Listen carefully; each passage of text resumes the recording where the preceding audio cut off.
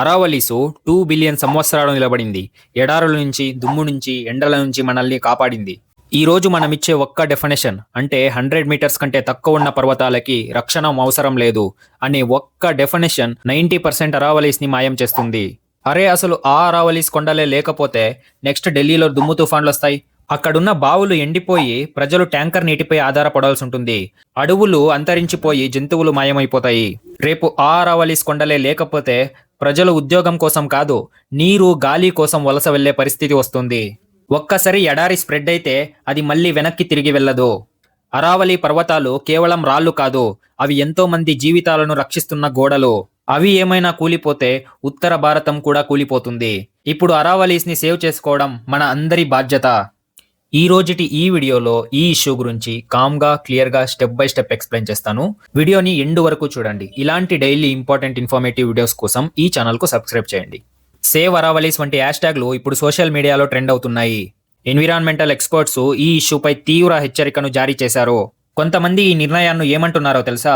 భూమిపై ఉన్న అత్యంత పురాతన పర్వత శ్రేణుల్లో ఒక దాని మరణ శాసనం అంటున్నారు. ఇది కేవలం ఆ పర్వతాల్లో ఉండే రాళ్ళ గురించి కాదు, అక్కడున్న కొండల గురించి కాదు. ఈ రోజు తీసుకుంటున్న ఈ నిర్ణయం మీరు పీల్చే గాలి, మీరు తాగే నీరు, ఉత్తర భారతం ఒక ఎన్విరాన్మెంట్, అక్కడున్న లక్షలాది మంది భవిష్యత్తును నిర్ధరిస్తుంది. కానీ అరావలి పర్వత శ్రేణి ఎందుకంత ఇంపార్టెంట్? ఎందుకంటే అరావలి పర్వత శ్రేణి ఒక వయస్సు 2 బిలియన్ సంవత్సరాల కంటే ఎక్కువ ఉంది. ఇవి సుమారు 700 కిలోమీటర్లు విస్తరించాయి. ఈ పర్వతాల ప్రాధాన్యతను మనం తక్కువగా అంచనా వేయలేము. ఇవి జియోగ్రఫికల్ అండ్ క్లైమేట్ బ్యారియర్స్ గా యాక్ట్ చేస్తాయి.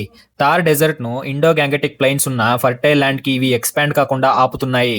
అసలు ఇప్పుడు ఢిల్లీ ఎన్సీఆర్ రీజియన్ లో ఎంత పొల్యూషన్ ఉంది అని మనందరికీ తెలిసిందే. ఈ పర్వతాలు అక్కడున్న డస్ట్ ని అబ్జర్వ్ చేసి, అక్కడికి వెళ్తున్న శాండ్ స్టార్మ్ ని బ్లాక్ చేసి, ఎయిర్ క్వాలిటీని ఇంప్రూవ్ చేసి నార్త్ ఇండియాకి ఒక గ్రీన్ లంగ్స్ లా పనిచేస్తున్నాయి. అదంతే కాదు, గ్రౌండ్ వాటర్ ని రీఛార్జ్ చేయడంలో ఈ పర్వతాలు ఒక క్రిటికల్ రోల్ ని ప్లే చేస్తున్నాయి. అక్కడున్న leopards, hyenas, birds and countless plant species కి ఇవి సపోర్ట్ చేస్తున్నాయి. ఇక్కడ కోర్ ప్రాబ్లం ఏంటంటే ఈ హిల్స్ కి ఇచ్చిన ఒక కొత్త డెఫినేషన్. ఇంతకు ముందు ఒక సింగిల్ యూనిఫామ్ డెఫినేషన్ అనేది లేకపోయిండే. 2025 అక్టోబర్ మినిస్ట్రీ ఆఫ్ ఎన్విరాన్మెంట్ ఒక ప్రపోజల్ ని సబ్మిట్ చేసింది. ఆ ప్రపోజల్ ఇప్పుడు యాక్సెప్ట్ అయింది. ఇప్పుడున్న కొత్త డెఫినేషన్ ఏం చెప్తుందంటే అరావలీస్లో ఏ పార్టు గ్రౌండ్ లెవెల్ కింటే 100 మీటర్స్ ఎక్కువ ఉంటుందో దాన్ని మాత్రం అరావలి హిల్స్గా కన్సిడర్ చేస్తారు. ఒకవేళ అక్కడున్న హిల్ 100 మీటర్స్ కంటే తక్కువ, ఫర్ ఎగ్జాంపుల్ 90 మీటర్స్ ఉందనుకోండి, అక్కడ మైనింగ్ చేయొచ్చు, కన్స్ట్రక్షన్ చేయొచ్చు, ఏదైనా చేయొచ్చు. ఇక్కడ షాకింగ్ విషయం ఏంటంటే 90% అరావలి హిల్స్ 100 మీటర్స్ కంటే తక్కువే ఉంది. ఇప్పుడున్న కొత్త డెఫినేషన్ ప్రకారం 90% ఆఫ్ అరావలి హిల్స్ దాని ఒక లీగల్ స్టేటస్ ని కోల్పోతుంది. ఎప్పుడు ఒక ల్యాండ్ ఫామ్ ని హిల్ లా క్లాసిఫై చేయరో అప్పుడు మైనింగ్ కి, కన్స్ట్రక్షన్స్ కి గేట్స్ ఓపెన్ చేసినట్టే.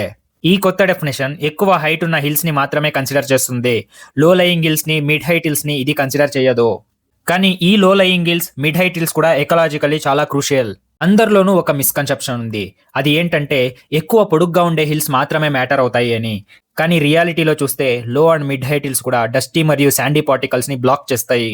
హై హిల్స్ PM 2.5 ని బ్లాక్ చేస్తుంది. ఇవి రెండూ కలిసి ఒక కంప్లీట్ ప్రొటెక్టివ్ బ్యారియర్ ని ఫామ్ చేస్తాయి. ఎప్పుడైతే లో లయింగ్ హిల్స్ ని డిస్ట్రాయ్ చేస్తారో థార్ డెజర్ట్ నుంచి వచ్చే డస్ట్ స్టార్మ్స్ ఫ్రీగా ఢిల్లీ ఎన్సీఆర్ లోకి ఎంటర్ అవుతాయి. ఆల్రెడీ ఇప్పుడే ఢిల్లీ ఎన్సీఆర్ లో అంత పొల్యూషన్ ఉంది. నెక్స్ట్ మనం ఎంత అవుతుందని ఇమాజిన్ కూడా చేసుకోలేము.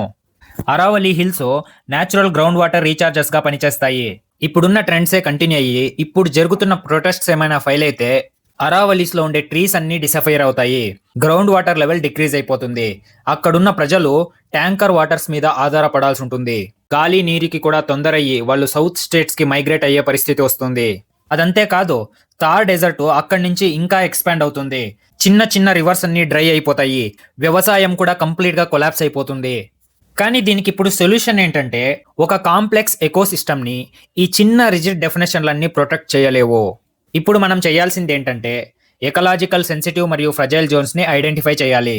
ఒక ఫ్లెక్సిబుల్ క్రైటీరియాని అప్లై చేసి అక్కడున్న చాలా ఏరియాస్ ను ఇండియన్ ఫారెస్ట్ యాక్ట్స్ కింద ఫారెస్ట్స్ గా డిక్లేర్ చేయాలి. నేషనల్ పార్క్స్ మాత్రమే కాకుండా అక్కడున్న చాలా ఏరియాస్ ను ప్రొటెక్ట్ చేయాలి. అరే అసలు మనం ఇప్పుడే అరావలీస్ ని కంప్లీట్ గా ప్రొటెక్ట్ చేయట్లేదు, మనం చేస్తున్నదే పార్షియల్ గా. ఈ కొత్త డెఫినేషన్ ఇంకా కండిషన్ ని వర్సన్ చేస్తుంది. అరావలి హిల్స్ కేవలం రాళ్ళు మాత్రమే కాదు, అవి ఒక క్లైమేట్ షీల్డ్, నార్త్ ఇండియాకి ఉన్న ఒక సపోర్ట్ సిస్టమ్. మనం ఏమైనా అరావలీస్ని వదులుకుంటే మనం పీల్చే గాలిని, మనం తాగే వాటర్ని, మన క్లైమేట్ని వదులుకున్నట్టే. ఇప్పుడున్నది ఒకే క్వశ్చన్, అరావలీస్ని మనం నిజంగా ప్రొటెక్ట్ చేసుకుంటామా, లేదా కంప్లీట్ అరావలీస్ అన్నీ నాశనం అయిపోయాక మనం రియలైజ్ అవుతామా?